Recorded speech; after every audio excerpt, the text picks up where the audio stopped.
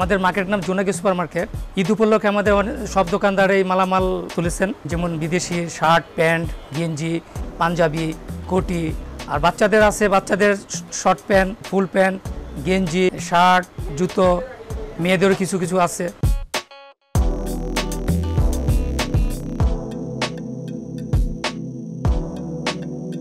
আমাদের এখানে 1000 থেকে শুরু করে 3000, 4000, 5000 সব ধরনের রেঞ্জেরই পণ্য পাওয়া যায়। সেক্ষেত্রে সবার জন্যই কেনাকাটা করার সুযোগ আছে।